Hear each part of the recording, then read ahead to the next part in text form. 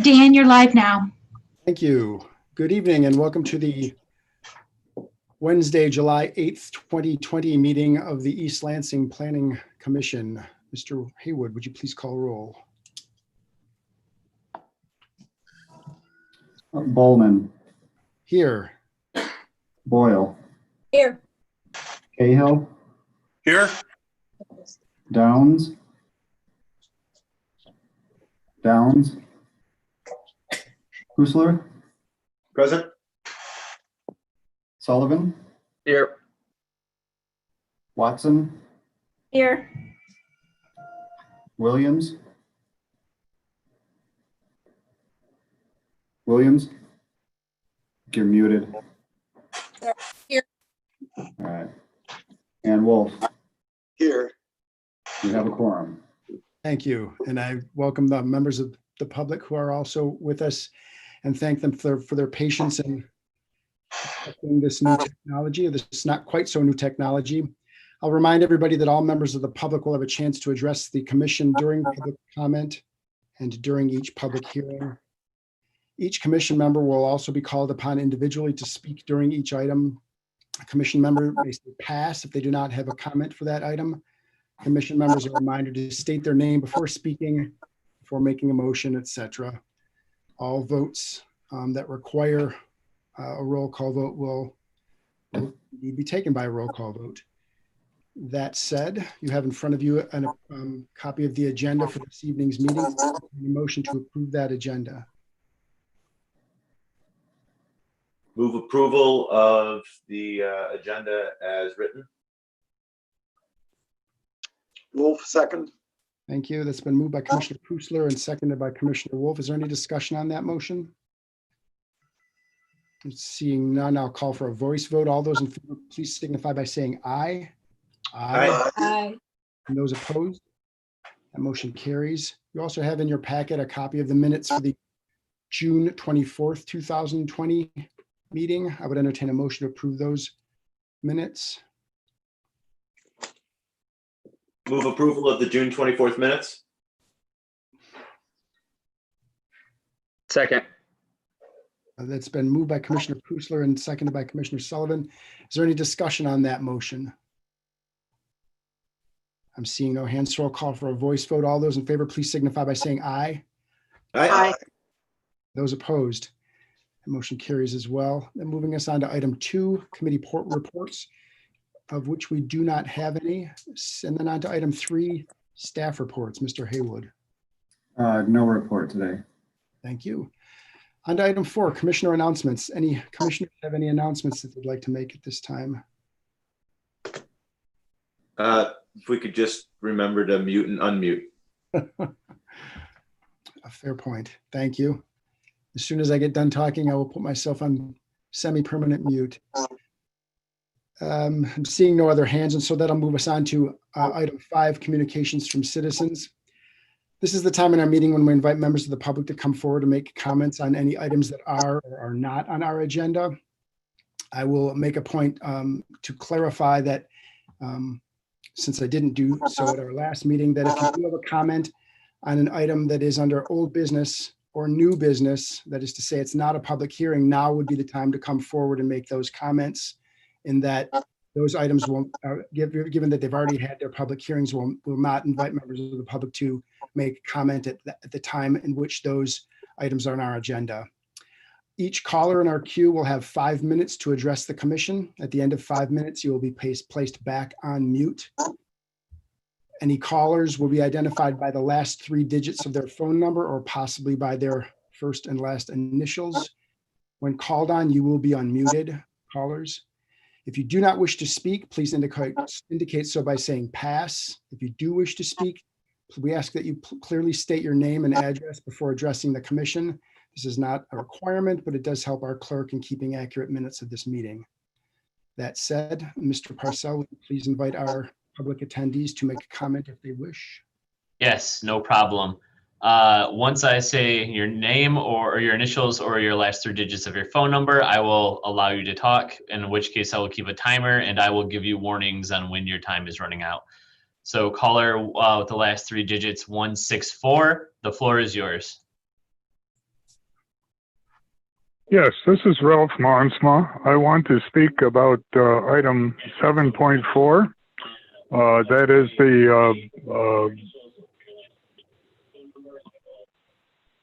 okay.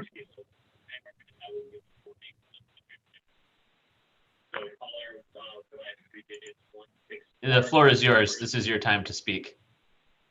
Okay, this is Ralph Monsma. I want to speak about item 7.4. That is okay, that's where I stopped, so now I'll continue. The modified, the request to eliminate Sunday,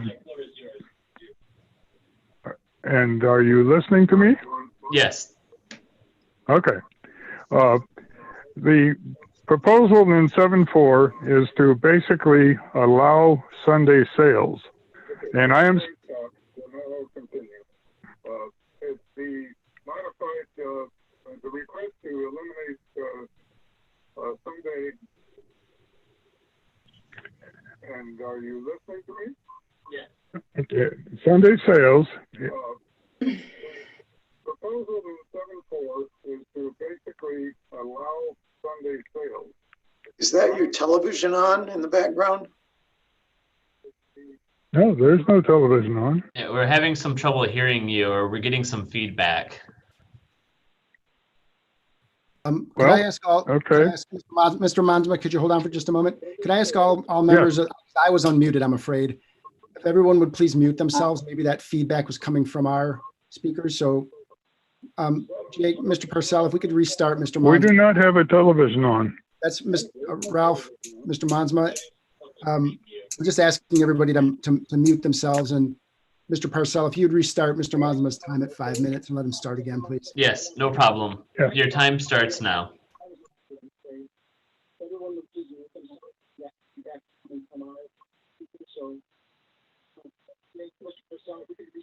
We do not have a television on. Yes. I want to...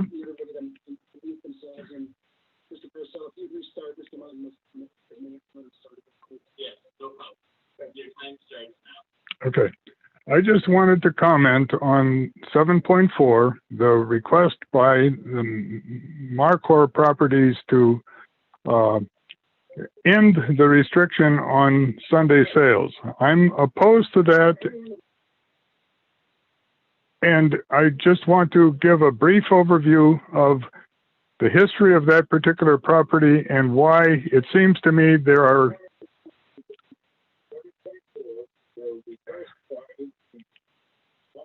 properties to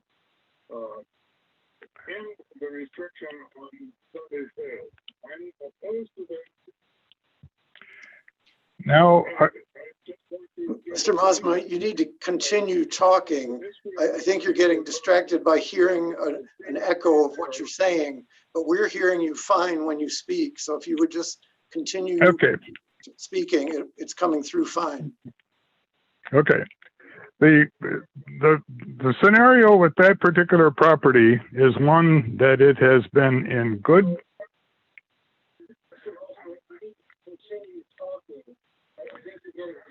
By hearing an echo of what you're saying, but we're hearing it fine when you speak. So if you could just continue speaking, it's coming through fine. Okay. I think I'm going to just stop then because I just can't do this. Sorry. Thank you. Bye. Thank you, Mr. Monsma. I will note that we did receive your letter in our packet, and I think you made your points clear there. Mr. Purcell, let's move on to the next caller. And if we don't have the same feedback issue, let's see if we can't bring Mr. Monsma back up and see if maybe I don't know if perhaps his computer needs to be muted or what. But let's just see if this issue continues with the next caller, and let's see what happens then, please. Okay. Caller with the last 3 digits, 292. You are now allowed to talk. The floor is yours. Yes, good evening. My name is Joseph Reynolds. Since 1983, my wife and I have owned our home at 2168 Coolidge, which is immediately adjacent to Coolidge Court. I'd like to offer a few additional comments in Coolidge Court's application. First, however, I wish to begin by thanking the Commission for having asked the planning staff to do some research into other B5 developments near residential properties with site plan restrictions on nighttime dumpster pickup. I'd also like to thank the planning staff for their work, which reveals that the B5 Commercial Center at the south end of Coolidge Road has site plan restrictions on both late night dumpster pickup and late night business hours. As you know from both our oral and written statements, my wife and I oppose the removal of Coolidge Court's prohibition on Sunday hours unless the developer is willing to add site plan restrictions on late night dumpster pickup and on late night business hours throughout the week.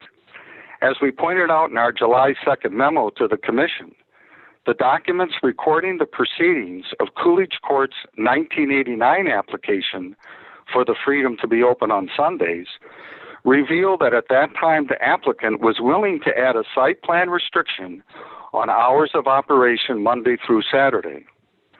However, the approach that the applicant is currently taking in regards to adding site plan restrictions on late night business hours and dumpster pickups could be paraphrased this way. We will police ourselves. No need to bother with site plan restrictions. But this offer should be evaluated in the light of the history of Coolidge Court, for there is clear historical evidence that if the Sunday hour prohibition had simply been a verbal promise given by the developer during his 1986 campaign for rezoning, then Coolidge Court would have been open on Sundays from the very beginning of its operations. For their 1987 application for the removal of this site plan restriction was begun even before the building was finished. Additionally, on the matter of a site plan restriction on tenants being open to customers during late time hours, the first paragraph of the July 1st letter to the Commission's chairman from the applicant's attorney states, "The tenants are typical business people maintaining typical business hours in accord with existing law. But what about future tenants who would want to have late night customer hours? Without a site restriction, what is to prevent this from happening, especially if it is to the financial benefit of Marcorr and or a new tenant, while also being detrimental to the peace of the neighborhood? Additionally, are we to believe that there are laws governing what time businesses, other than those that serve and sell alcohol or marijuana, must close?" I will begin by stating that I do agree with the applicant's attorney on one item. During the June 24th public hearing, the attorney noted that many things have changed since Coolidge Court's previous applications to the city on this matter. One of those things that has changed is the willingness of the developer to offer, in replacement for the prohibition on Sunday hours, other site plan conditions that would help to fulfill the applicant's 1986 promise to give Coolidge Court the more residentially compatible characteristics of a quieter B4 zoning. We did not oppose the applicant's 1989 application for removal of the Sunday hour prohibition because the applicant was willing to add new site plan conditions, You have 1 minute including remaining. a cap on nighttime business hours, so as to fulfill his promise of B4 characteristics. In light of the applicant's current unwillingness to offer additional site plans in his 2020 application, we urge you to vote no. Thank you for your kind attention. Thank you. Attendee with the initials AS. The floor is yours. You are muted. Thank you very much. My name is Anthony Siladi. I'm from Green Peak Industries, and in support of the application that's noted on 7.2, I'm here and available for any questions when that comes up. But I rest on the prior submissions and the prior presentation given at the last meeting. Thank you very much. I pass. Thank you. Caller with the initials BB. The floor is yours. You are muted. Hello. Yes. Hi, thank you. Thank you this evening. I'm just here to make the request for the extensions for the special use permit and the site plans. We were severely delayed. My client was severely delayed due to the impact of COVID, obviously, and there were some employee furloughs, and they just need some extra time. It was obviously unforeseen, unexpected, and they've put a lot into this property. They have some terrific plans for it, and they look forward to continuing, but they definitely would respectfully request an extension. Thank you. Caller with the initials GB, the floor is yours. This is George Brook over on the agenda item for Coolidge Court. Can I pass until the item comes up, or do I need to talk now?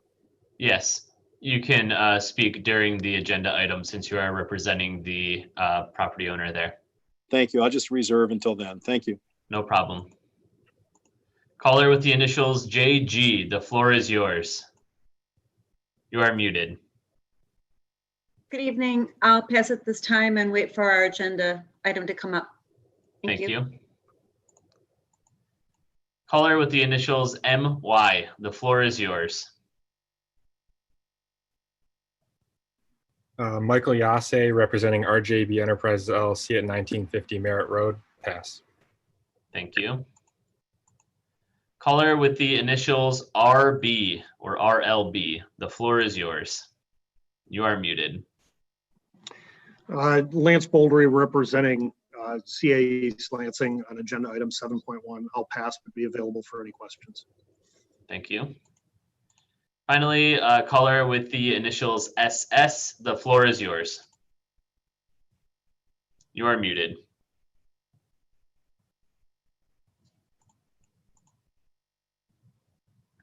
SS, the floor is yours.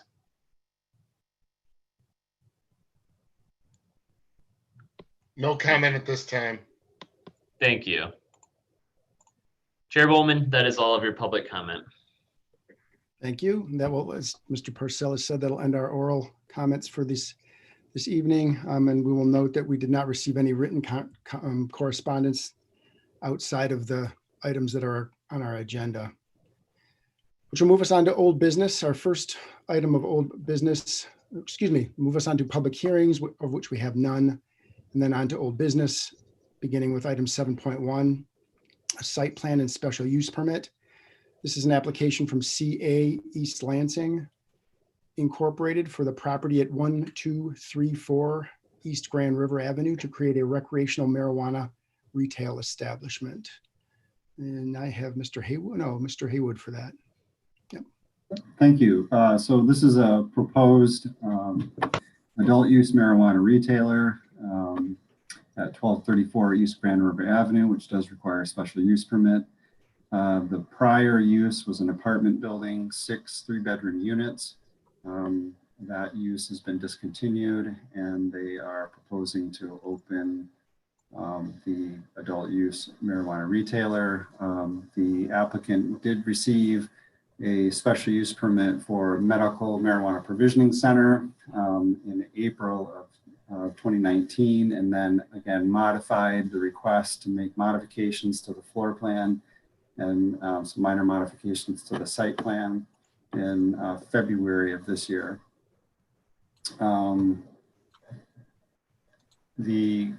Most recently as today, we received revised elevations and renderings that propose some changes to the exterior of the building, where the ground level windows are being removed for security purposes. Window height is being reduced, balconies are being removed, metal cladding is being added in the building recesses. Previously proposed facade, the decorative element is also being proposed to be removed, and a new decorative metal feature added to the front. And the exterior brick painted gray and with green accent awnings. So that's new in your proposal as of today. We did not have a whole lot of time to react to this other than to provide it in your packet. So with that, I would take any questions. Any questions for Mr. Haywood? I have one item of clarification. Sorry, I saw your hand coming up a little too late, Commissioner Cahill. This is regarding the letter that was received from the adjacent fraternity. I think there's some confusion about the requirements for parking spaces, and I wonder if you take a moment just to clarify the difference between their calculations and those that are come up in the staff report that are essentially backed by I guess a variance or a procedural anomaly. Yeah, so the conversation around parking is somewhat complicated. I'll do my best to try to summarize that. So the property is located in the East Village zoning district. It has a quirky requirement related to nonconformities. So the building does not conform to the current requirements for buildings in the district. Normally they would be required, it's a form-based district, so they would be required to be built in a certain location with certain facade improvements such as fenestration, like required amount of glass and recessed doors and all kinds of things like that. So that being said, it's a non-conforming building. So as such, if they were changing the use in a non-conforming building, restricts, they can't change it to a use that would require a higher number of parking spaces. So they are limited to a certain square footage of the building and only be able to use a certain square footage of building so as to not go over that previous parking requirement. So that's why they are limited to approximately 4,500 square feet of the building, which backs them into the 15 parking space requirement. And I hope that, I won't get into their calculations, but that's kind of where we're at with ours. That's fine, thank you. Were there other questions for Mr. Haywood? Commissioner Cahill, you're muted right now. Sorry. Yeah, it was the parking that I was going to bring up.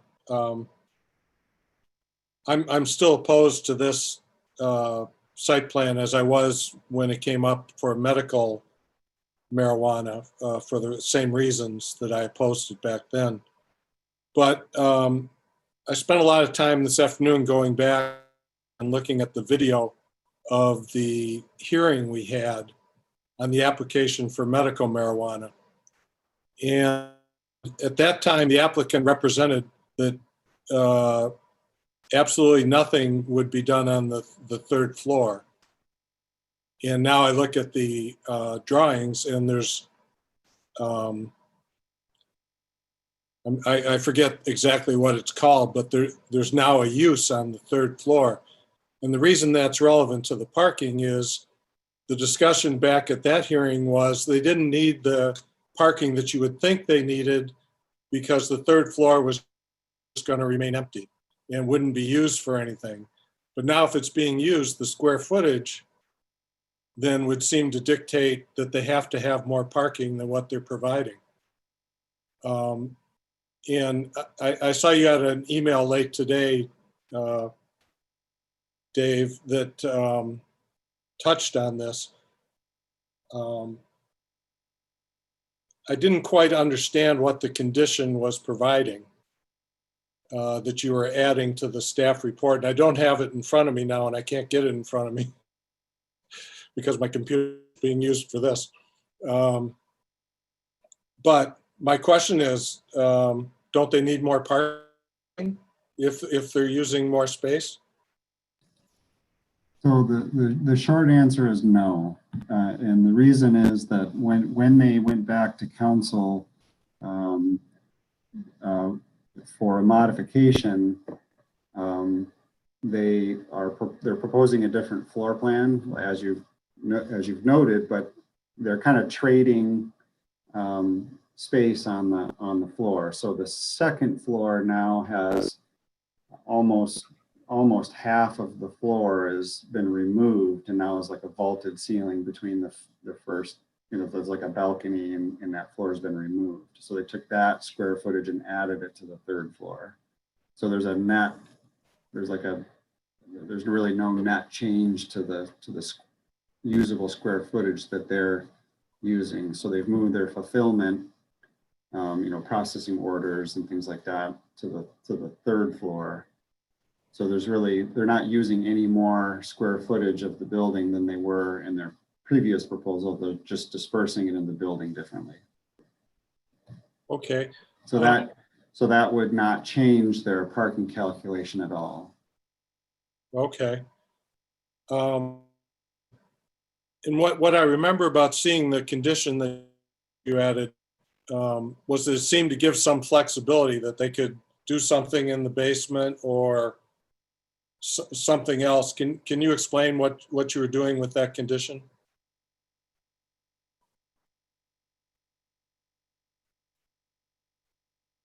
As I said, I don't have it in front of me and can't get it there.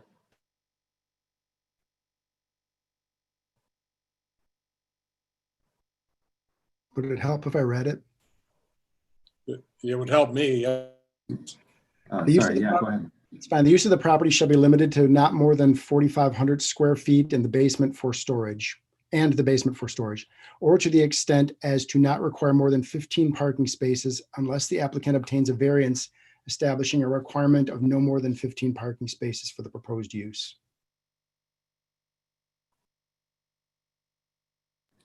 So what I think that means is that they would, if they wanted more square footage, they could go to the zoning board of appeals and get a variance for the number of parking spaces required. Then they could use more of the building with the same amount of parking that they're providing now. I think that would be a big ask to the zoning board of appeals, but it'd be the only way through. Okay. So they're limited to the 4,500 square feet, absent a variance? Correct. Okay. And in the new drawings, that's what's there is 4,500 feet? Yes. Okay.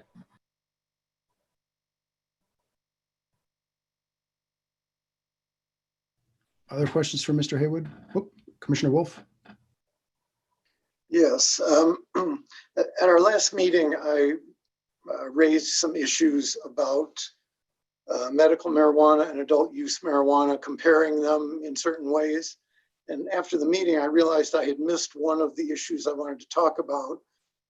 So I'd like to bring that up. It's not specific to this application, but really applies to all three of them. And I had sent an email to Mr. Haywood in the meantime. And it has to do with the monetary benefits to the city of the two different types of sales.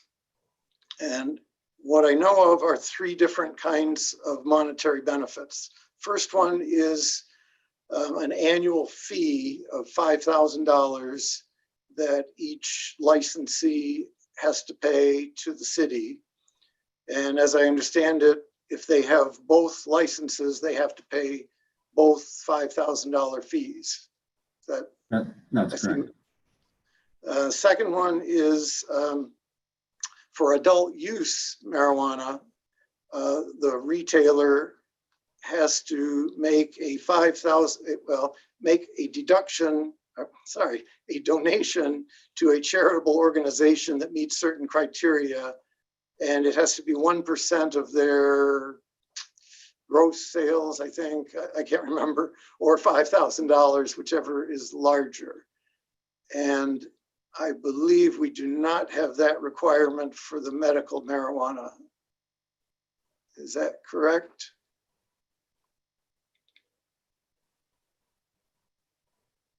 My understanding is that is in both.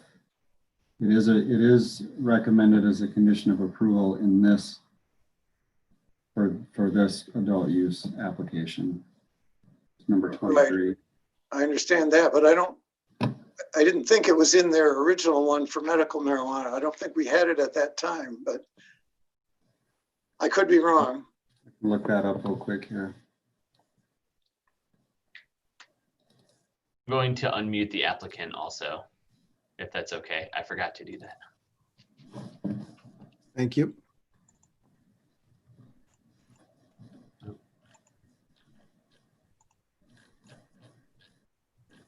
I'm not Yes, it's in the medical marijuana approval as well. for this, but it is. I just reviewed the SUP for medical marijuana, and it said medical marijuana provision center facilities shall provide an annual donation amount of 1% of net profits from its operations, or 5,000, whichever amount is greater. Okay, so both, when we give both licenses to them, they have to make 2 of those donations then. That's correct. All right, and then the third one is the city gets some sort of payment from the state that is based on, and I'm hoping Mr. Haywood can explain this. I can. So there is a tax under both medical and adult use. So for medical, there's a 3% tax on gross retail receipts. And then that goes into an excise fund. I guess that's an excise tax. And that funds, and it includes all fees and taxes, all fees and taxes collected, including the gross retail receipts. And then 25% of that goes to municipalities at a proportion of the number of provisioning centers that they have in their municipality. So 25% gets pushed to communities, and then it's proportional based on the number of licensed facilities in each municipality. So that's the medical portion. It's similar for the adult use, except it's a 10% of retail sales, of the retail sales price. And that goes to a number of different programs. It goes to fund the implementation, administration, and enforcement of the act. And then the first 2 years, that fund, as much as it can, they're supposed to fund $20 million for the first 2 years to research for medical treatments for veterans and veteran suicide prevention. And then after that, 15% of that revenue, of the excise tax, goes to the municipalities at a proportional rate similar to the medical requirement. And then beyond that, that funds counties and schools and state infrastructure and so on. So that's a breakdown as best as I could understand it. Okay, so the first payment comes directly from the business to the city. That's the annual licensing fee. The second one I mentioned goes from the business to a local charity. And then the third one goes first to the state, and then they disperse part of it to us. That's correct. Yeah. And are those the only monetary benefits written into the law or regulations for the city? That as far as I could tell, that's what I could find that was written into the act. I don't know if there's anything different in the rules that were adopted. I don't know if there are licensing fees that are then collected, but I think they're lumped into those excise funds, particularly for the adult use excise tax. The medical. That excise fund includes all the fees as well that the state generates. That goes into that. It was kind of silent on that on the adult use side in the act. So I don't know if the rules specify or make that more clear. I don't know. But that's as general understanding as I could get. Of course, the rules are pages and pages and pages long. The act is much more succinct. So That's what I know. All right, thank you. Mr. Boldry, I saw your hand up. Did you have something you wanted to add to that? Yeah, just a little bit of clarification on how the tax revenue is collected and dispersed. And David, you'll be happy to know there's nothing in those voluminous rules that alter that. So you won't have to parse those for that purpose. But the 3% excise tax on medical marijuana that was previously dispersed to communities was dispersed on the basis of the total number of licenses of any type in the community. When the adult use measure passed, that 3% excise tax went away. So there is no revenue flowing through the state taxes on the medical side anymore. All of the funding for the municipalities will flow through the adult use excise tax, which is 15% dispersed to municipalities, and that's based on the proportion of retail licenses that you have in your community. So if you're Windsor Township and you've got 75 grow licenses, you don't get any benefit from that. If you're East Lansing and you have a handful of retail licenses, you will. Thank you. Any further questions for either Mr. Haywood or the two applicants?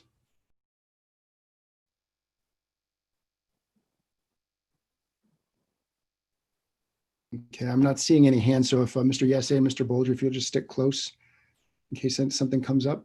I'm sorry, Mr. Bowman. Michael Yase here, representing RJB Enterprises at 1950 Merritt Road. I was not part of this one. I was just chiming in to help with. All right, then you can sit down for a couple of agenda items. Thanks for your input, though. I appreciate it. In any case, if the other applicant, is there another a representative from the applicant for 1234 East Grand River that has anything they'd like to add? Certainly feel free.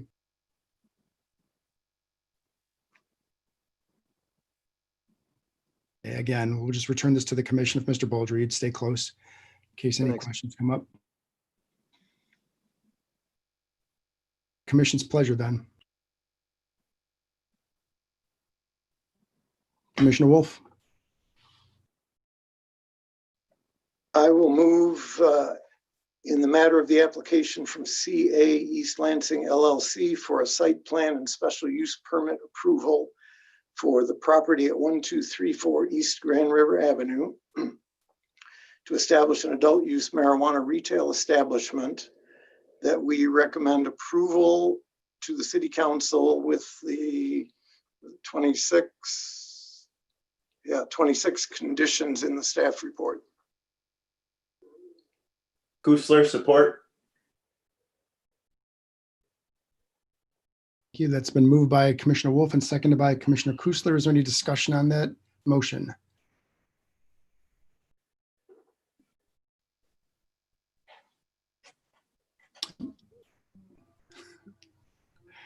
I'm not seeing any hands, so I guess we'll move to a vote then.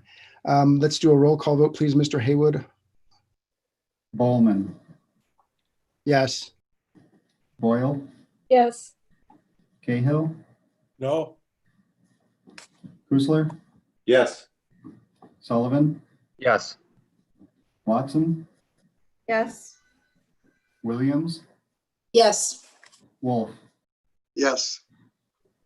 The yeses have it. The motion passes. Motion passes. Thank you, Mr. Haywood. Thank you, Commissioner. And thank you, Mr. Boldry. This will move on to our city council and presumably on from there. Thank you very much. That'll move us on to item 7.2, a special use permit. This is an application from Green Peak Industries, LLC, doing business as Green Peak Innovations for the property at 3315 Coolidge Road to create a recreational marijuana retail establishment. Mr. Haywood, no, Mr. Parcell. Sorry, my notes are mixed up here. Yep, no, that'll be me today. Thank you. Can you let me know who the applicants are really quickly, if they could raise their hand, just so I can unmute them? I'm sorry I missed that last time. There you go. Okay. So this is an application for a special use permit for an adult use marijuana retail facility Applicant is Green Peak Industries. Property is zoned B4, restricted office business. It is an 8-acre site that expands from West Road all the way through to Coolidge Road with the development oriented toward Coolidge. The building is 3,400 square feet with 40 proposed parking spaces. Hours of operation are proposed from 9 a.m. to 9 p.m. They were awarded a special use permit for medical marijuana provisioning center already. So this is a proposal to add the retail component to their facility. With that, I would take any questions. Thank you. Questions for Mr. Haywood? Commissioner Wolf. The engineering review memorandum from Nicole and Robert speaks about the sidewalk. Says the 8-foot sidewalk along the frontage of the property on Coolidge Road shall be set back behind the back of curb as much as possible. Further discussion concerning the location should occur prior to the installation of the sidewalk. I believe what it's referring to there is if you look at the plans, it looks as though our city right-of-way there is right at the edge of the pavement of the road. In other words, we have no normal right-of-way along the side of the road, so we have to get whatever we can from the property owner in order to simply put in a sidewalk. And on the plans, they show the sidewalk.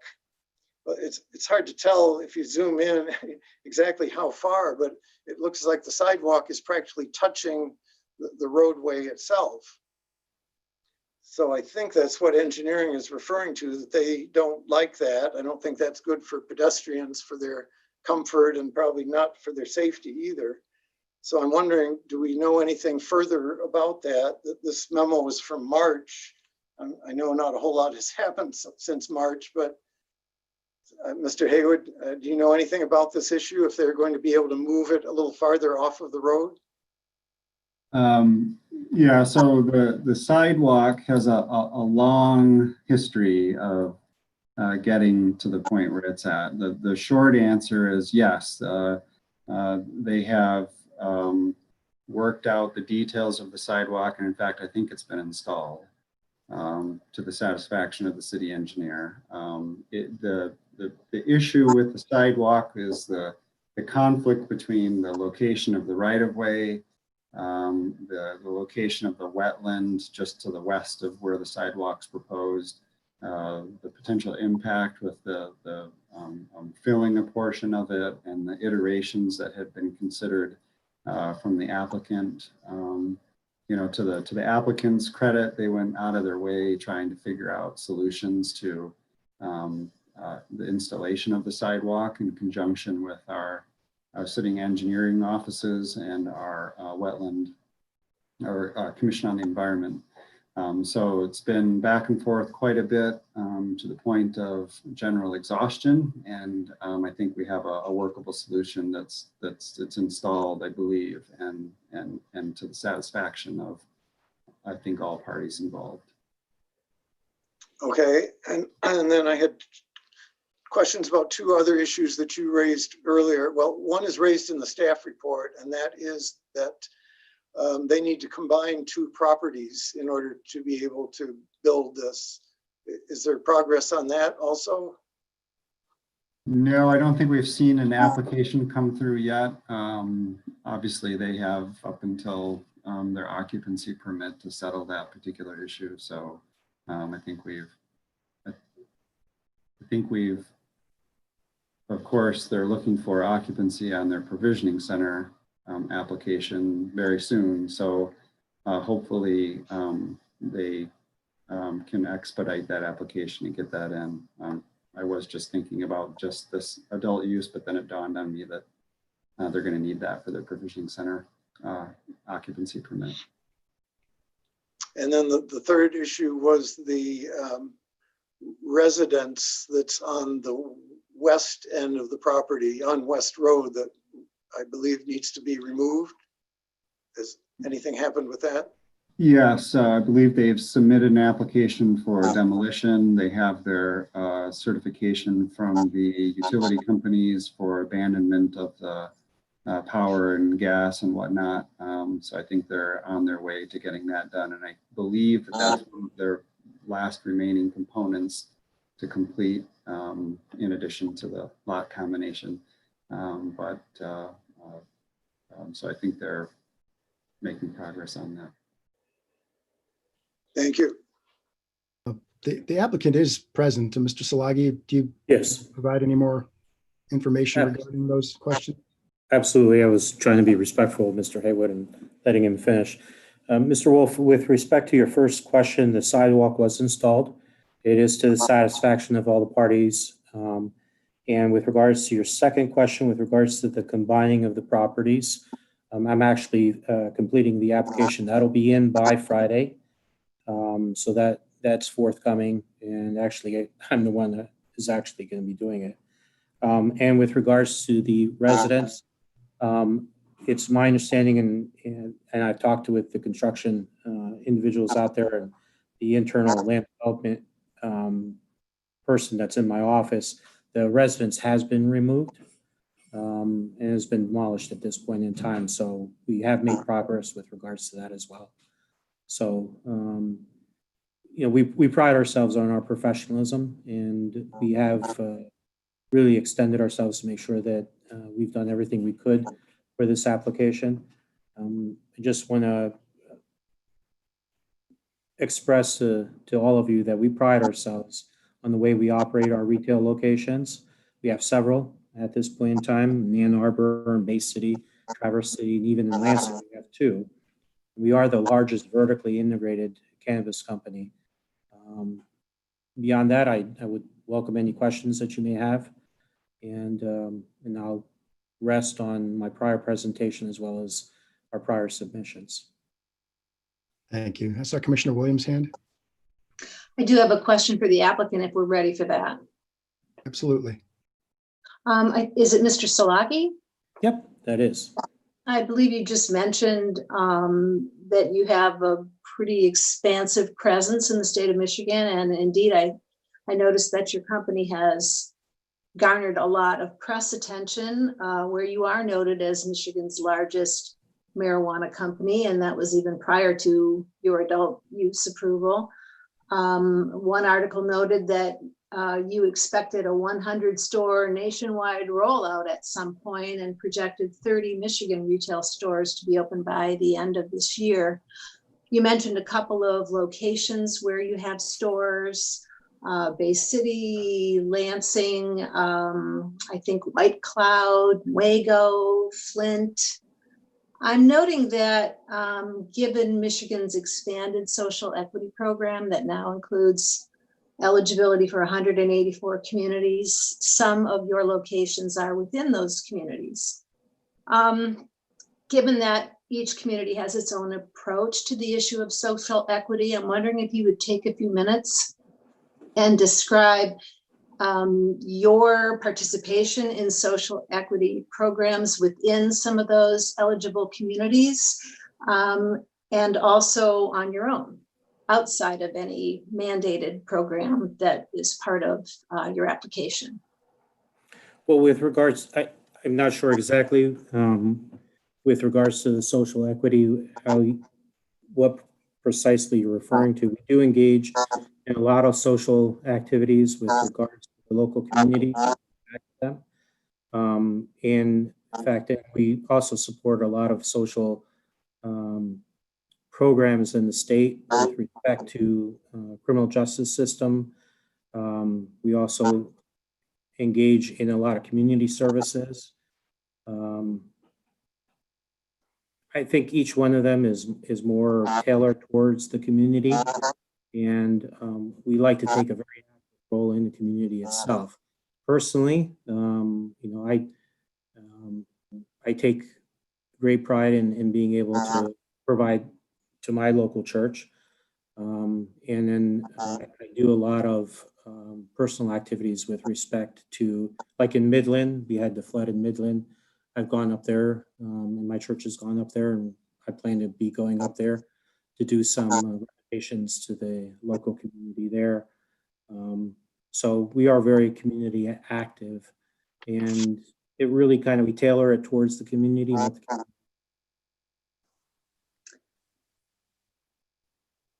Could I follow up? Please. I think I was interested partly in those things, but also whether any of the communities in which your stores are located actually have, as part of their application process or as part of a formal ordinance, any particular social equity requirements that you're aware of or that you're participating in. I can't personally speak to the specific locations. I just, frankly, I just haven't been part of those other locations. But I do know that there is a certain part of our budget and a certain part of our push is for us to be actively involved in each one of those communities. And we have certain budgets to be able to do that with. Okay, thank you. Other questions for the applicant, or if there are any remaining for staff? I see that another potential speaker has been added. Mr. Neller, are you a representative of this? I am. Can you all hear me? Twice, actually. You're Can you hear me? Our echo phenomenon, I guess. I think I had some technical difficulties here. You're better now. Thank you.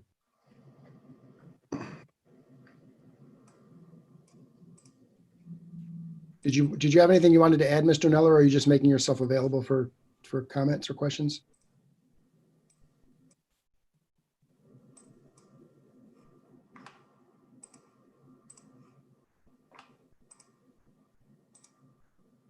It sounds like I'm not hearing anything, but it sounds like the technical issues are continuing. Any questions for the applicant or for staff? And Mr. Purcell, is there any way you can tell whether Mr. Neller is trying to speak? No. He's not muted. It looks like maybe his microphone may just not even be hooked up. Thank you. All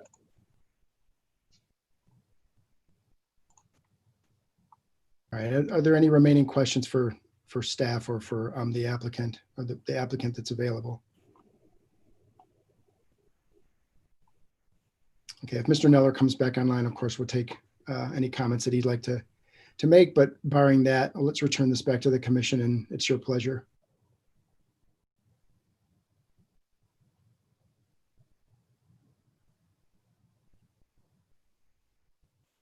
Commissioner Wolf. I will make a motion in the matter of the application from Green Peak Industries LLC, doing business as Green Peak Innovations, for a site plan and special use permit application for the property at 3315 Coolidge Road to establish an adult use marijuana retail establishment. Move that we recommend approval to the City Council of the proposed application with the, again, I think 26 conditions. Kusler, support. Thank you. That's been moved by Commissioner Wolf and seconded by Commissioner Kusler to recommend approval to the City Council. Is there any discussion on that motion? Commissioner Wolf. Yeah, I just wanted to comment about the building. I've been out there a couple times while they've been building it, and I just love the building. I love the look of it. It's going to be a great addition to the streetscape there, and I'm hoping that these first applicants are going to set quite a precedent for the quality and appearance of the businesses that we get of this type in the city. Commissioner Cahill. I would just second what Commissioner Wolf just said. I drove by there yesterday and thought it was a beautiful looking building. Was very delighted. Any other discussion on the motion? I'm seeing no hands. And Mr. Haywood, could we have a roll call vote, please? Bowman, Yes. Boyle, Yes. Cahill, Yes. Kusler, Yes. Sullivan, Yes. Watson, Yes. Williams, Yes. Wolf. Yes. It is unanimous, yes, motion passes. Thank you. That motion carries. Mr. Szilagyi, Mr. Szilagyi, and Mr. Neller, if you can still hear us, this will pass on to our city council, and hopefully you get the opportunity to speak then, Mr. Neller. Thank you very much. I really appreciate your time.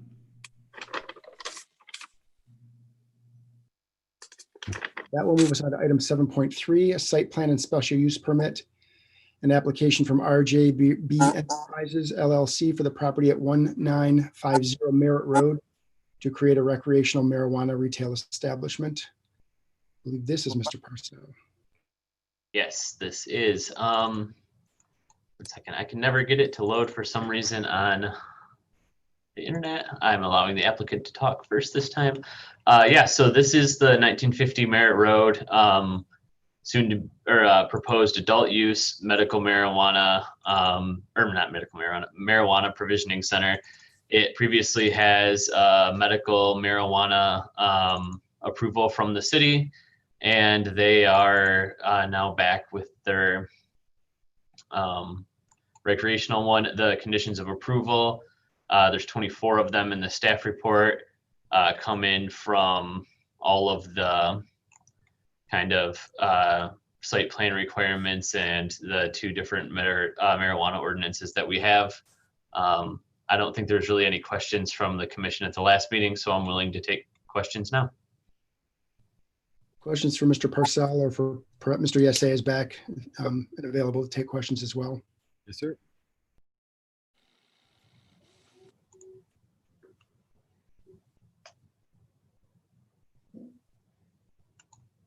So shrug. No hands then. All right, thank you, Mr. Yesay. If you just stick close in case anything comes up during discussion. Appreciate it. Commissioner Williams. All right, I do have one question. I did notice that on the website, there was a social equity tab. 4 areas of engagement to help create equitable access across the value chain in the legal cannabis industry. And I'm wondering if the applicant would take a few minutes and describe some of those activities. Absolutely. So our point of view is that cannabis should never have been illegal in the first place.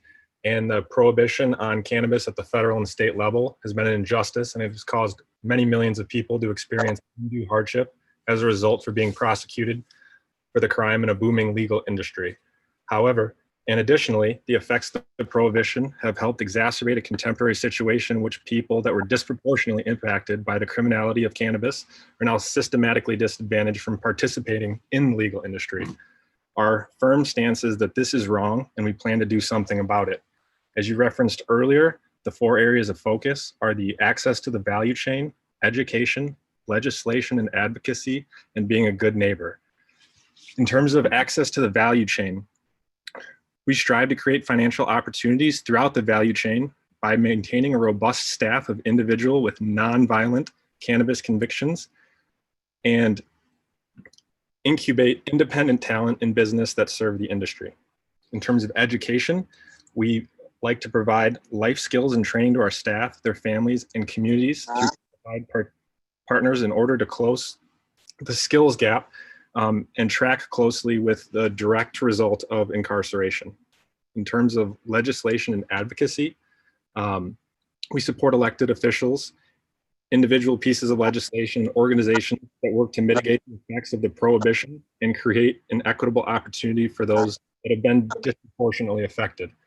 And in terms of being a good neighbor, we strive to take action and fund initiatives in local communities in which we can make life a little bit more livable in ways that matter to the neighbors.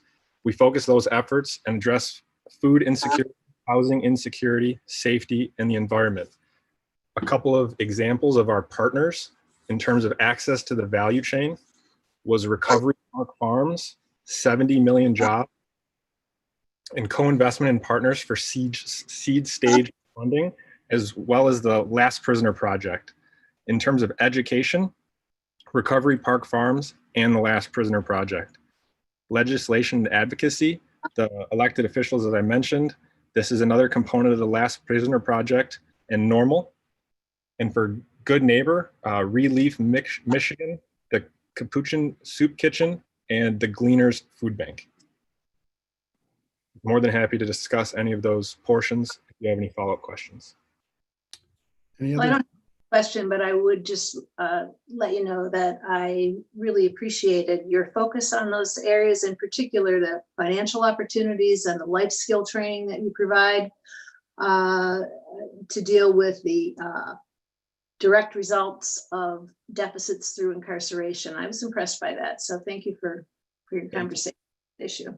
We also have a very large focus on promoting within and teaching employees at every level all the different aspects of the company-wide. So just as a minor example, we have a grower associate that we're training in HR practices, and they're working on different things that are related to that. We also have another grow associate that was interested in delivery procedures and practices, and I've also been able to work with him on that.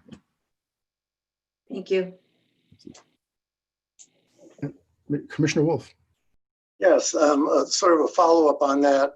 I should probably know this, but are there any state regulations in place that restrict your hiring of people with prior convictions or arrests for drug offenses? Absolutely. And it is our security department's main goal to ensure that there's nothing that could hurt any of our customers, patients, or employees. For anyone that has a offense that shows up in their background report that they've authorized before coming on board, we take that seriously and we present it to the MRA. The MRA has final say, and if they have an issue with it, then we're not able to proceed with the hiring practices for that individual. That's not quite what I was hoping to hear. So you're saying that in some cases they will prevent you from hiring someone with a prior conviction? So as I stressed in the presentation earlier, we look to help everybody as much as we can, but there's nothing that we can do if you are convicted for a cannabis offense that is coupled with a violent crime. There are also a couple different other things in terms of embezzlement, large-scale theft, and things like that that are hard to overlook by the MRA.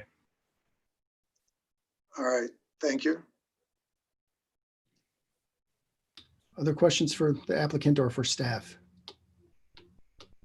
Sorry, Mr. Wolf, just wanted to follow up, and in my notes, the crimes regarding children and drugs are a strict no under the TRMA. So, but that also is coupled with the nonviolent portion that we had discussed.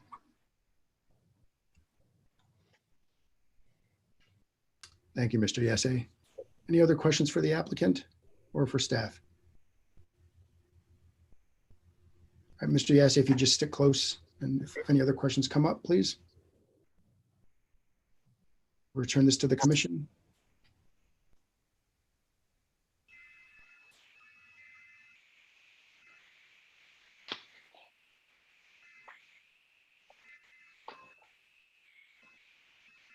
Commissioner Wolf. I will move in the matter of the request from RJB Enterprises LLC for a special use permit approval for an adult use marijuana provisioning center at 1950 Merritt Road, that we recommend approval to the city council subject to the 24 conditions in the staff report. Williams, support.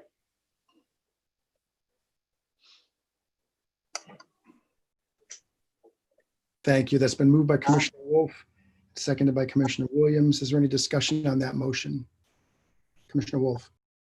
Yes, since I spoke about the appearance of the Green Peak building, this building on Merritt Road, I saw for the first time earlier this week, I think it was, and it is just stunning. I'm just blown away by what they have done with this building. It's unrecognizable.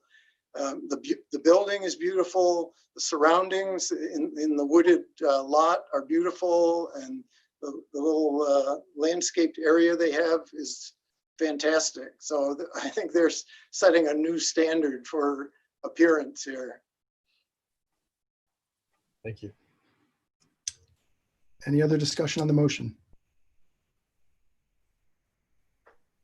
Okay, Commissioner Williams, please. I would just like to say that I also agree that the building looks really great. I agree with everything Commissioner Wolf had to say in terms of the appearance of the location. And I also would just reiterate that I appreciate this organization's focus on social equity issues. Thank you. Any further discussion? All right, Mr. Haywood, could we please have a roll call vote?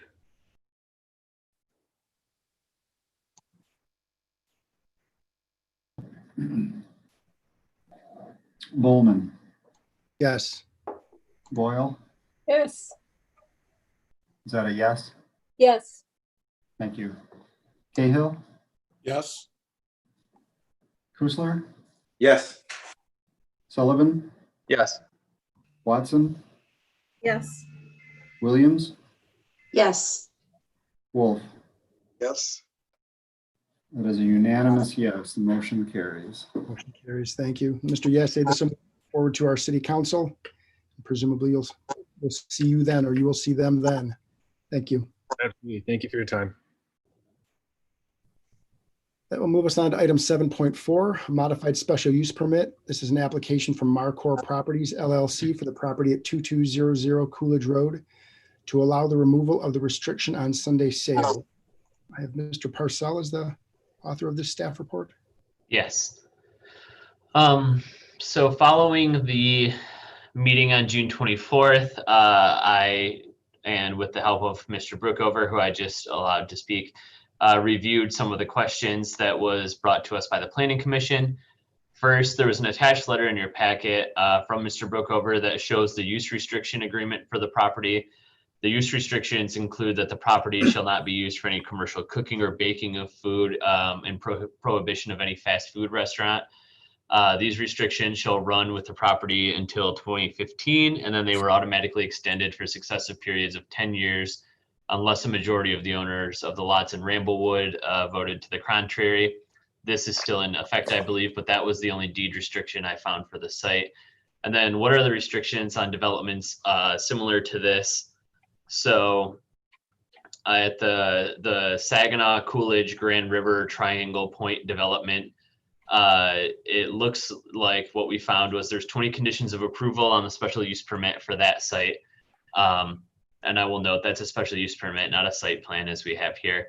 But that included no business between the hours of 11 p.m. and 7 a.m. So nighttime restriction with the exception of the ATM, and no loading or unloading or dumpster pickup at certain times, Monday through Friday. At Michigan and Harrison, that cluster of business zoned parcels there directly abutting the neighborhood. Harrison Roadhouse has a special use permit. There's no hours of restriction there.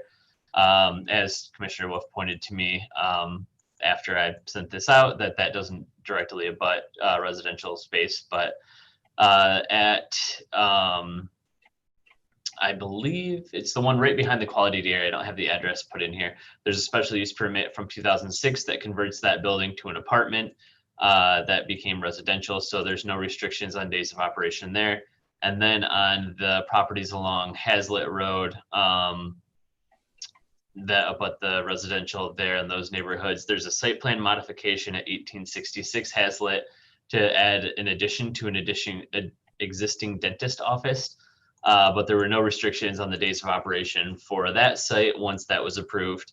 A review of all the commercial properties that we found that were brought up at the last meeting show that there's really no conditions of approval elsewhere in the city that prohibit operation on a certain day of the week. That's really my big update. I'm open for questions right now from whoever has any. Questions for Mr. Parcell?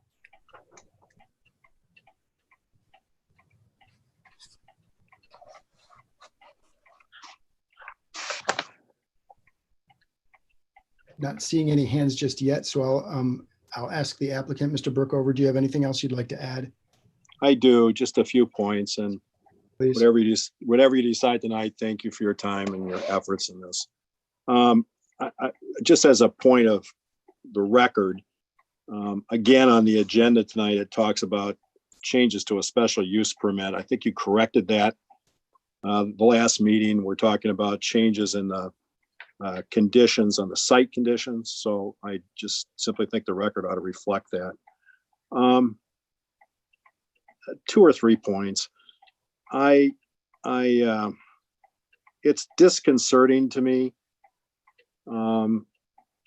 that apparently things I've tried to put in letters have been misinterpreted. That may be a function of my inadequacy as an attorney. But I think that there are some false constructs walking around tonight. And I just want to clarify things because apparently I haven't done a very good job. So if you'll refer to my letter, July 1st, 2020 to Ms. Taikaki, which should be in your staff and I think was delivered to you. The main point I was trying to make is, and maybe this goes back to the false construct, a few of the neighbors are creating straw people concerned about things that, from what I can tell and from what my client can tell, have never been a problem for 34 years.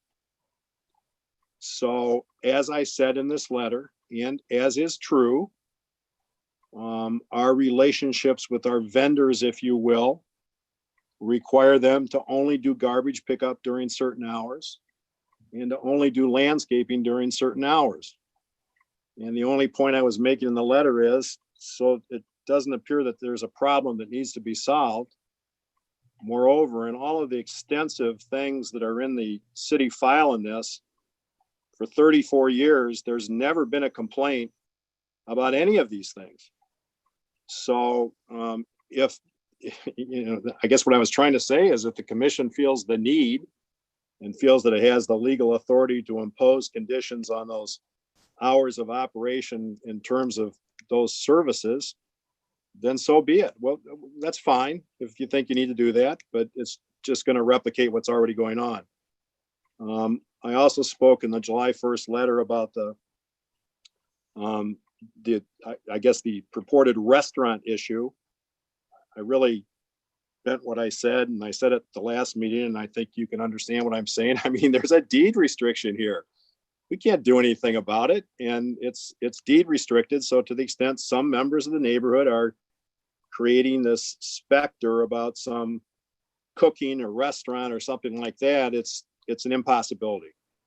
So that gets us to the other issue, which I guess is out there, which is I think some of the neighbors apparently want to do a trade for Sunday hours to restrict hours of operation other days of the week. That's not a place we want to go right now. And let me just say why. In a perfect world, and I think if you go back and if you looked at the minutes from back then, in a perfect world, we'd be hoping that you might even have a lawyer, for God's sake, in one of these spaces, or an architect, or some other professional. And we don't know what's going to happen in the future, but the reality is we'd like to have this site, instead of wilting in the current economy, we'd like to have this site available for those kinds of tenants. And I think it's not logical to try to restrict those kinds of tenants. So for instance, I have a law office on Abbott Road, right next to a neighborhood, incidentally. It was a special use permit. It was the first special use permit in the city of East Lansing in 1964. And I have meetings with clients who need to come in late at night or early in the morning. Some of you know that I get involved in political things. I have volunteer things that happen late at night or early in the morning. And so when people talk about restricting hours of operation, quote unquote, with all due respect to them, I don't know what that means.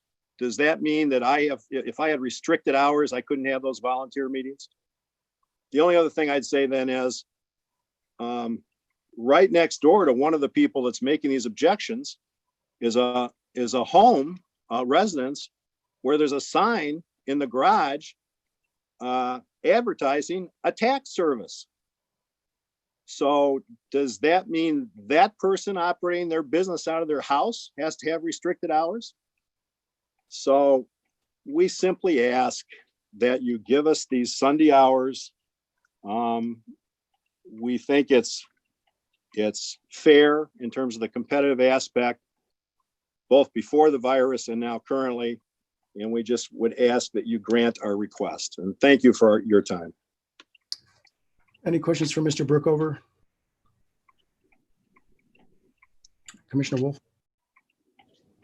Yeah, actually, I had a question I wanted to ask the owner or operator as the applicant rather than Mr. Brookover as the representative, because I have a feeling he won't be able to answer it, but I guess I'll raise it anyway. One thing I noted about this shopping center is that it's almost unique in its layout, in that there is no driveway access to the rear of the buildings. And I can think of very, very few commercial buildings of this type that do not have rear access. And the obvious thought is that that is something that was done in order to be friendly to the neighborhood, because the rear of this building is right adjacent to the neighborhood. So that would make it unnecessary or impossible to have deliveries disrupting or bothering the neighbors. And I looked through the minutes of the old meetings and I was surprised that that characteristic was never mentioned. I would have thought it would have come up as, that they would have promoted it as part of their design to be a good neighbor. Mr. Brookover, I don't think you were actually involved with this at the time, were you?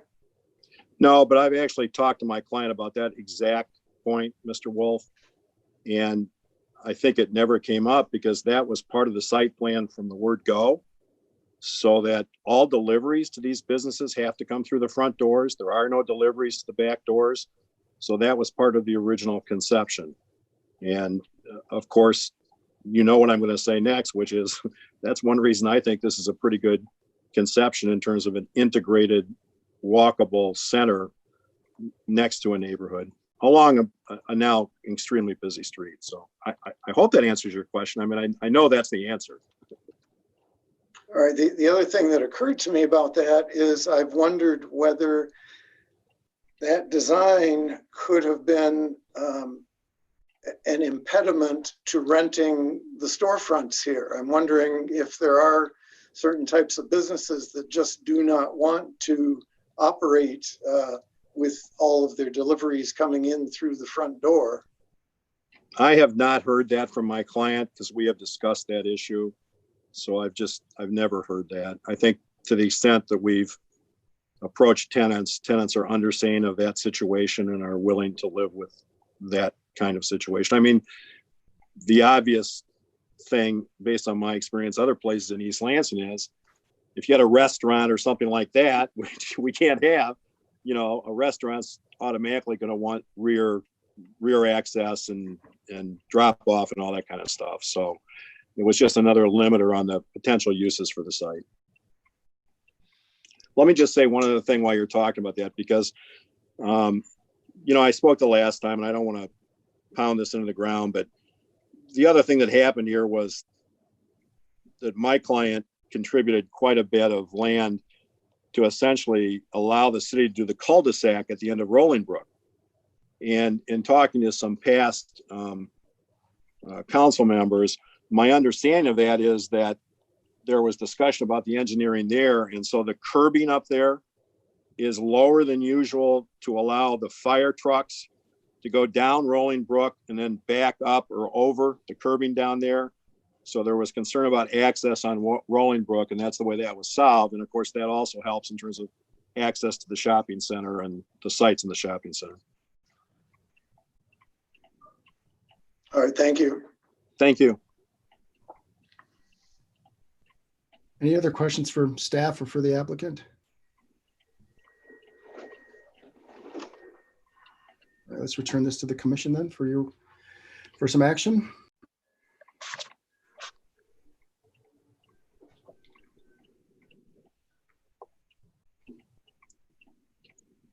Commissioner Wolf?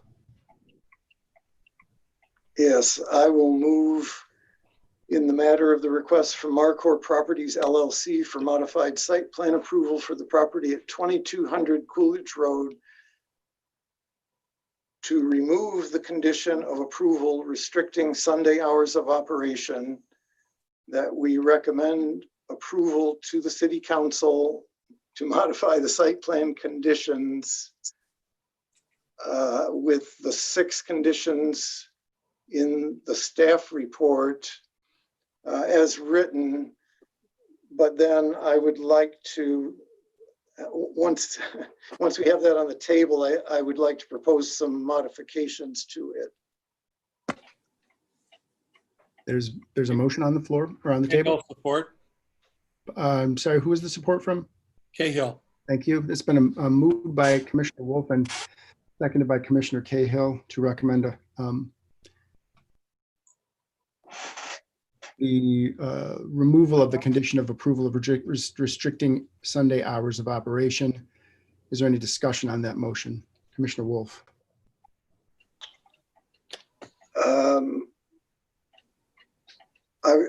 I'm actually ready to make some motions to change that. Should I go ahead? I don't have anything specific to say in support right at this point. Right. Is there any, knowing that we're looking at potential, I guess, additional restrictions potentially, is there any other discussion on the current main motion? Okay, I'm not seeing any hands, so please, Commissioner Wolf, proceed. Yes, I will move that we add a 7th condition that Sunday hours of operation shall be limited to between 9 a.m. and 8 p.m.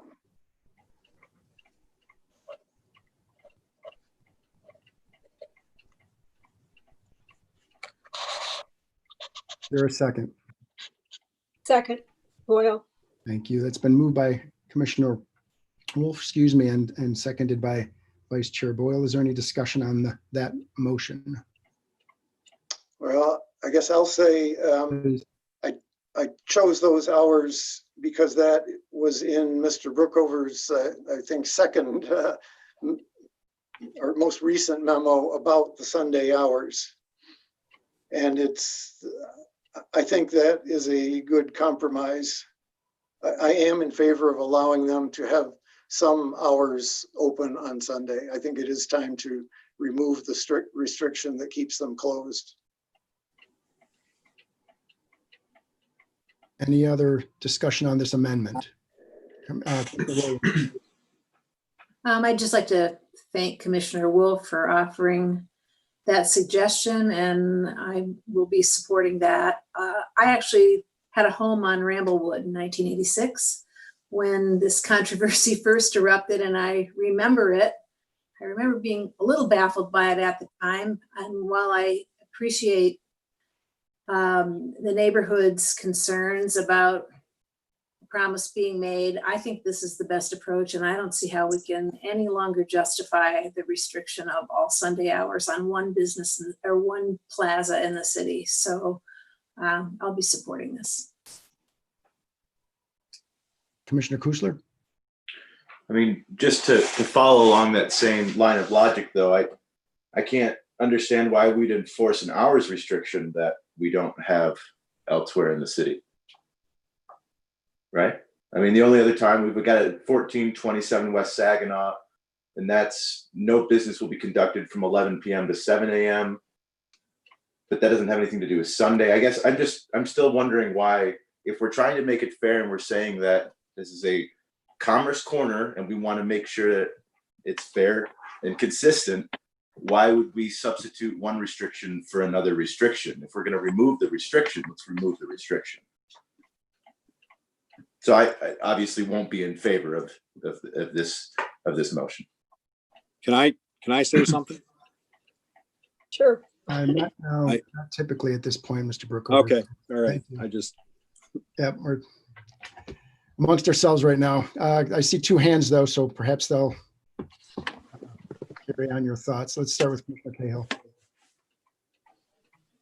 I agree with the thoughts expressed by Commissioner Kusler. I'm sensitive to impacts that a business can have on a neighborhood so close to it. But I spent a fair amount of time yesterday driving around and trying to imagine what benefit is really gained by having a Sunday prohibition. And even a Sunday night prohibition, I don't really see how that impacts the neighbors any more than any other night of the week. So for that reason, I'll be voting against this condition, added condition. Vice Chair Boyle. Well, I guess I disagree with that. I mean, we started out here with, this was a contentious site plan when it was initially approved. And one of the things that was done by council was to eliminate Sunday sales, and that coupled with the other conditions in the deed restriction were part of the entire approval process. So I think when you start with that as our beginning point, it's not unreasonable to do a modification, which is a compromise along with what Commissioner Wolf has suggested. I think that the proposed Sunday hours are reasonable, particularly since restaurants are banned by the deed restriction. I think 9 p.m. closing hours will not be a problem on Sundays. And I think that it goes a long way not to completely abandon a condition that was probably very important at the time this original site plan was approved. Just to clarify, the hours that were stated were 9 a.m. to 8 p.m. Am I correct? Yes. Okay, thanks. And Commissioner Wolf, please. And I would add that this property is very nearly unique in the city in being, well, in fact, I believe it is in being a B5 district that is immediately adjacent to single family. The example on West Saginaw is a B2, which is similar uses, but even if you consider those two properties, it is a very rare situation. And I think applying a condition that is somewhat rare is still appropriate. Any other discussion on this amendment? Very well then. Mr. Haywood, could we have a roll call vote here, please? And this is for the introduction of a restriction of Sunday hours of operation from 9 a.m. to 8 p.m. A yay vote in favor of imposing those restricted hours. Or excuse me, recommending the imposition of those restricted hours. Mr. Haywood?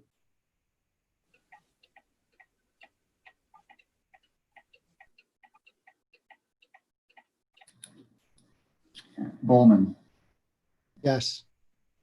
Boyle, Yes. Cahill, No. Kusler, No. Sullivan, Yes. Watson, No.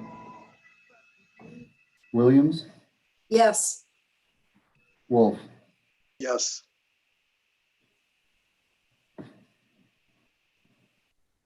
yeses have it 5-3. That amendment is now part of the main motion. Is there any additional discussion on the main motion, Commissioner Wolf? Yes, I have another modification to propose. I'd like to replace condition number 5, which is about snow plowing.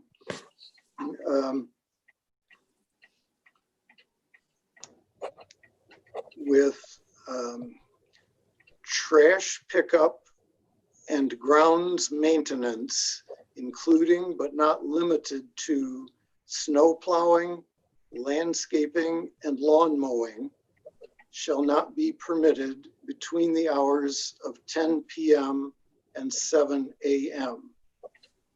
So that's keeping the same hours restriction as what is already in condition number 5, but it is adding the other activities of trash pickup and other landscaping related to the snow plowing that was already mentioned.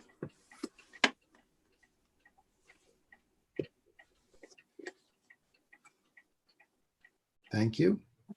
There's a motion. Is there a second? Boyle seconds. It's been moved by Commissioner Wolf and seconded by Vice Chair Boyle. Is there discussion on that motion? Commissioner Kusler. Commissioner Wolf, if you could just clarify. So you want to add pretty much all the ancillary vendors to part 5. So trash, lawn and garden, all the other stuff. I'm not sure what you mean by all the other stuff, but yes. Well, I guess what I'm getting at is that East Lansing has been like super on the money recently with my trash pickup. And if I'm not out there like right away when it needs to be out there, sometimes my trash gets picked up. I think 7 a.m. I mean, commercial trash downtown is picked up well before that. You start putting these restrictions on it, makes it very hard to do business there too. I didn't like 5 to begin with, and I'm sympathetic to Brookover's comments that they can only ask the vendors to do so much. But if you start throwing everything else in there, it becomes pretty cumbersome to get, especially without back access. So you've got to bring these people in, bring them out before they can start loading the parking lots. It becomes difficult. I would not be in favor of adding anything else to section 5 here. Any further discussion on this amendment? Commissioner Wolf. Yeah, we already have, unfortunately, I don't have it readily in front of me. We have a restriction at 1427 West Saginaw, very similar to this on the trash pickup. I can't find exactly what the hour restriction is for that. This one already has the snow plowing, and adding on the landscaping and lawn mowing seems quite appropriate, again, because this is so close to a neighborhood. To fill in what you were looking for, it's no business in the proposed development shall be open between 11 p.m. and 7 a.m. And then there shall be no loading, unloading, or dumpster pickup except between the hours of 8 a.m. to 8 p.m. Monday through Friday. Right. So restricted on nights and weekends. Right. And that's actually more restrictive on the dumpster pickup, they call it. But I think you said 8 a.m. and 8 p.m. Yes. I just want to add one thing since you put this motion out there as well. I think that snow removal is a tricky one because that's more of an as need rather than regularly scheduled thing. And I just wanted to bring that up in case snow comes at a strange time or inhibits business hours in any way because of inability to clear the parking lot before anything opens. But I just thought of that when you said that, so I wanted to comment. Yeah, but I would add that they do already have a restriction. I mean, they've been living with that restriction for, what are we told, 34 years on the snow plowing.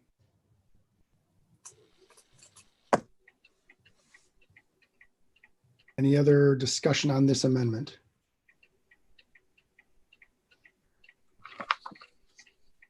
right, seeing none, we'll call for a vote. Excuse me, Mr. Haywood, could we have a roll call vote, please?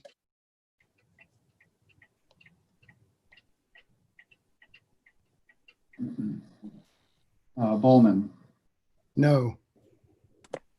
Boyle, Yes. Cahill. No. One more time, Cahill. No. Thank you. Kusler, No. Sullivan, No. Watson, No. Williams, No. Wolf. Yes.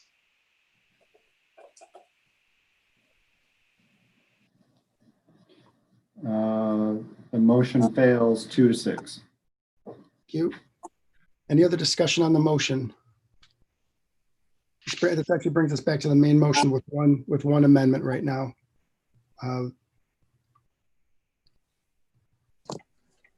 Any discussion on the main motion? All right, I think we're ready to vote then. Mr. Haywood, vote back on the motion made by Commissioner Wolf, seconded by Commissioner Cahill, with one additional amendment, restricting business on 9 a.m. to 8 p.m. I have a question. Yes, Commissioner Watson? Did we already hear from everyone from the public? Yes, we had the public hearing on this last week, and then Mr. Monsma, of course, he did attempt to make his comments. We are in receipt of a letter that was, I suspect, very parallel to the comments that he was going to try to make. So yes, thank you. Thank you. Yep, I've certainly forgotten before, so thank you very much. Mr. Haywood.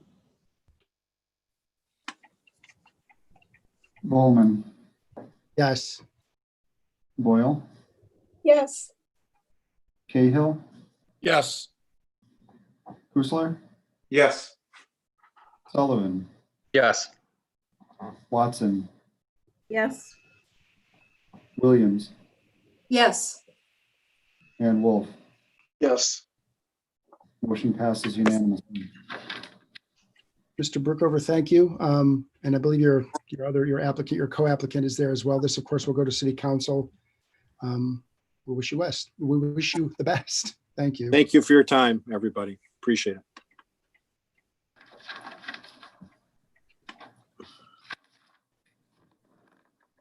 That will bring us on to our new business, item 8A, a site plan and special use permit extension request from Kodiak Land Arc LLC for the property at 2040 Merritt Road for a medical marijuana provisioning center, hotel, and strip retail center, including a drive-through. I'm going to handle this one now that you're muted.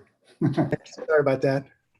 All right, so thank you. So the applicant is proposing a 6-month extension to their approval for the medical marijuana provisioning center, hotel, and retail strip with drive-through. They were originally, the original expiration date is August 13th, 2020. The new expiration date would put them February 14th. It would expire on the 14th of 2021. And their rationale for the extension is they're experiencing delays in the industry, things related to construction and moving the project forward due to the COVID-19 pandemic. So with that, we would be looking for a motion to extend. Taking questions. Questions for Mr. Haywood?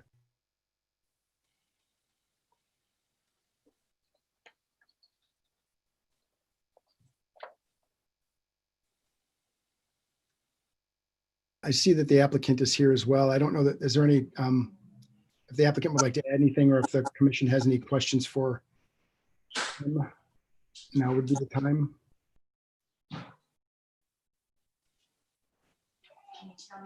I move to approve a site plan and special use permit extension request from Kodiak Land Arc LLC for the property at 2040 Merritt Road for the development of a medical marijuana provisioning center, hotel, and retail strip center, including a drive-through for an additional 6 months through February 13th, 2021.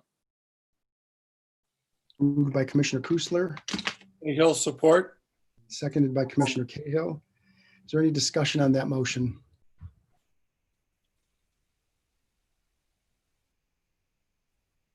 I'm seeing no hands, and so Mr. Haywood, could we please have a roll call vote? Bowman, Yes. Boyle, Yes. Cahill, Yes. Kusler, Yes. Sullivan, Yes. Watson, Yes. Williams, Yes. Wolf. Yes. Motion passes unanimously. Thank you. Mr. Byram, we'll see you in a couple of months then, I think. Thank you for your time. Thank you very much. I appreciate it. That'll bring us on to item 9, commissioner concerns. Any commissioner concerns? Commissioner Cahill. Yeah, I was just wondering if anyone else had the problem I did today.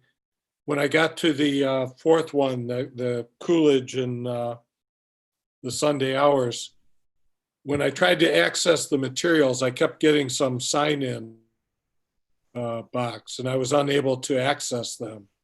I can't remember exactly what it said, but everything I would click on, it wouldn't allow me to get to them. And it asked me for a user ID and a password. I seem to recall it's a similar problem early on, and I worked around it. I can't remember exactly how, but I think what I ended up doing is just downloading the entire packet, and then the hot links are actually active on the PDF that would download, so you can jump right to them immediately. I've not done an individual, sort of tried to jump to individual portions of the agenda online. Anyone else? I used the public meetings portal. It was very strange because I was accessing everything else except that one item. Please, Mr. Haywood. We did have some strange formatting problem with the agenda today. I don't know if it was a function of you trying to access that while we were working on it. We had to kind of rejigger the agenda and then reformat it, republish it, and post it again. So it's possible you were trying to access it during that time, but it appears to be working. We tested it before the meeting, so sorry if that created a momentary issue for you.